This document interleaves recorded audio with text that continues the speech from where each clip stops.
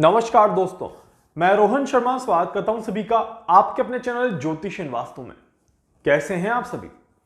आज हम यहां पर बात करने वाले हैं एक बहुत ही ज्यादा इंपॉर्टेंट टॉपिक के बारे में। मंगलदेव राशि परिवर्तन करने जा रहे हैं और मंगलदेव के राशि परिवर्तन का देश और दुनिया पर किस तरह से प्रभाव पड़ेगा, कौन कौन सी घटनाएं हमें देखने को मिल सकती हैं, किस तरह की चीजें हमारे सामने आ सकती हैं और इसी के साथ साथ कौन सी राशि को कहीं ना कहीं संभल कर चलना पड़ेगा और कौन सी राशि थोड़े से फायदे में रहेगी। सारी जानकारी मिलेगी आपको इस वीडियो में, अंत तक देखिएगा ताकि कोई भी चीज आपसे मिस ना हो जाए।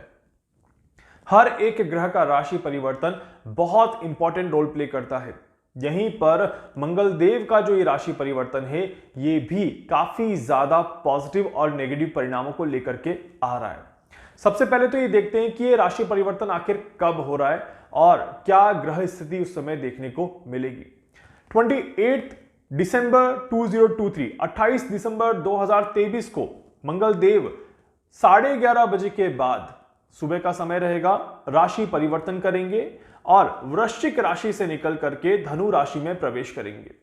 धनु राशि में जैसे ही मंगलदेव प्रवेश करेंगे, देवगुरु बृहस्पति के संपर्क में आ जाएंगे और देवगुरु बृहस्पति के संपर्क में आते ही साथ सूर्य के साथ युति भी यहां पर बन जाएगी और यहां से 15 दिनों तक सूर्य के साथ युति बनी रहेगी एंड उसके बाद सूर्यदेव यहां से अलग हो जाएंगे। मंगलदेव धनु राशि में कब तक बैठे रहेंगे तो ये तारीख रहेगी 28 दिसंबर से लेकर के 5 फरवरी 2024 तक मंगलदेव यहीं बैठे रहेंगे।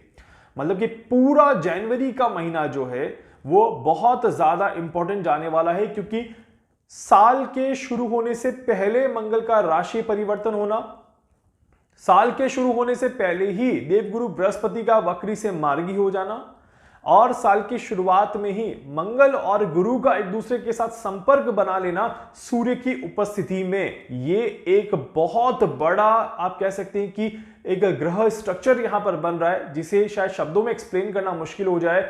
और जो ज्योतिष में जानकार है, जो ज्योतिष में रुचि रखता है, वो समझ सकता है कि स्ट्रक्चर की वैल्यू कितनी ज्यादा हो जाएगी। बहुत सारी चीजें यहां पर देखने को और समझने को मिल सकती है। इस तरह के योग यहां पर बन रहे हैं। अब मंगलदेव के यहां पर बैठने से क्या क्या अच्छी चीजें हो सकती हैं, पहले तो इसको समझ लेते हैं, फिर बताऊंगा क्या क्या चीजें खराब हो सकती हैं और उसका परिणाम किस तरह से देखने को मिल सकता है। सबसे पहले बात कर लेते हैं पॉजिटिव चीजों के बारे में कि कौन कौन सी पॉजिटिव घटनाक्रम यहां पर देखने को मिल सकते हैं जो कि देश और दुनिया में काफी ज्यादा पॉजिटिव लेवल पे रिजल्ट देते हुए नजर आएंगे।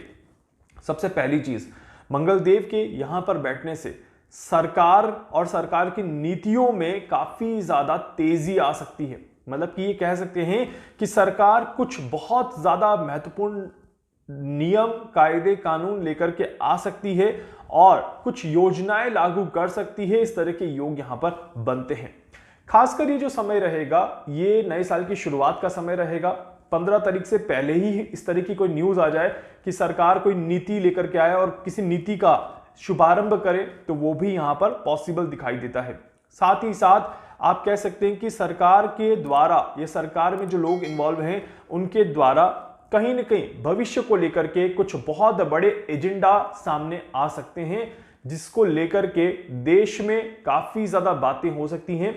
ये बात उनके लिए भी कहूंगा जिन देशों में इलेक्शंस हैं 2024 में, वहां पर भी इस तरह की चीजें देखने को मिल सकती हैं। इस तरह के योग बन रहे हैं। तो ये समय इलेक्शन के पॉइंट ऑफ व्यू से और सरकार के पॉइंट ऑफ व्यू से काफी ज्यादा इंपॉर्टेंट समय बन जाता है। तो ऐसे में मैं एक ही चीज कहूंगा कि पॉलिटिक्स में जितने भी लोग इन्वॉल्व हैं उन्हें बहुत ज्यादा सोच समझकर आगे बढ़ने की जरूरत है, पूरी तरह से प्लान करके आगे बढ़ने की जरूरत है और हर एक चीज को लेकर के ठोस कदम उठाने की यहां पर जरूरत दिखाई देती है। एक बहुत बहुत ज्यादा इंपॉर्टेंट समय यहां पर पॉलिटिक्स में आता हुआ नजर आता है।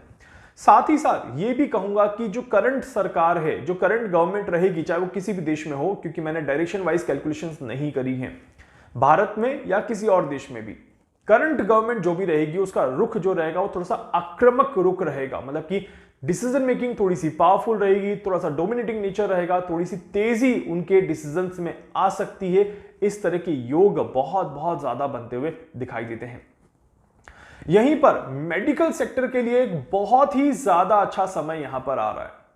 अब जहां पर एक तरफ हम कोरोना से डर रहे हैं, दूसरी तरफ अगर एक इतना अच्छा योग यहां पर बन जाए जो मेडिकल सेक्टर में तरक्की दे दे, मेडिकल सेक्टर में सॉल्यूशंस निकाल के दे, तो फिर वहां पर मैं कहूंगा कि आपको कोरोना से तो डरने की जरूरत बिल्कुल भी नहीं है। किसी तरह से कोरोना से परेशान होने की जरूरत नहीं है। ये वो समय है जो रिसर्च के लिए बहुत ज्यादा अच्छा है, मेडिकल साइंस के लिए बहुत अच्छा है। मेडिकल साइंस में किसी तरह की तरक्की के लिए ये समय काफी ज्यादा अच्छा दिखाई देता है। इस वजह से यहां पर काफी अच्छे रिजल्ट्स देखने को मिलेंगे। साथ ही साथ ये समय जो है, ये आप कह सकते हैं कि मनोरंजन के लिए बहुत अच्छा है, बॉलीवुड के लिए बहुत अच्छा है, हॉलीवुड इंडस्ट्रीज के लिए बहुत अच्छा है। And there is a strong chance कि कोई मूवी रिलीज हो और वो बहुत सारे रिकॉर्ड तोड़ दे जनवरी में, खासकर फर्स्ट हाफ ऑफ जनवरी। यहां पर काफी स्ट्रॉन्ग योग यहां पर दिखाई देते हैं। या कोई गाना रिलीज हो और वो गाना बहुत ज्यादा आप कह सकते हैं कि जुबान पर चढ़ जाए, बहुत ज्यादा फेमस हो जाए, चाहे वो बॉलीवुड की मूवी का हो चाहे वो हॉलीवुड का हो, कुछ बहुत अच्छा होता हुआ दिखाई देता है म्यूजिकल इंडस्ट्रीज में। और एक एक्टिंग करियर की तरफ आप कह सकते हैं बॉलीवुड और हॉलीवुड की तरफ से कोई ऐसी न्यूज जो कि बहुत ज्यादा सुर्खियां बटोरे, तो इस तरह की कैलकुलेशंस यहां पर जरूर दिखाई देती है। साथ ही साथ यहां पर देखा जाए तो ये समय जो रहेगा, ये कहीं ना कहीं कुछ इंडस्ट्रीज को थोड़ा सा बैलेंस करके चलना पड़ेगा। जैसे कि सॉफ्टवेयर इंडस्ट्रीज के लिए बहुत अच्छा समय यहां पर नहीं है, आईटी के लिए बहुत अच्छा समय नहीं है।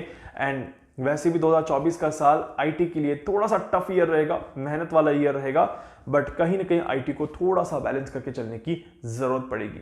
तो ये तो थी वो सारी अच्छी चीजें जो कि होते हुए दिखाई देती है। अब हम बात करते हैं उन नेगेटिव चीजों को लेकर के जो भी दिखाई देती हैं, वो क्या है वो नोट कर लीजिएगा प्लीज। ऐसा समय आता हुआ दिखाई देता है जो कहीं ना कहीं पानी में आग की घटनाओं को इंडिकेट करता है।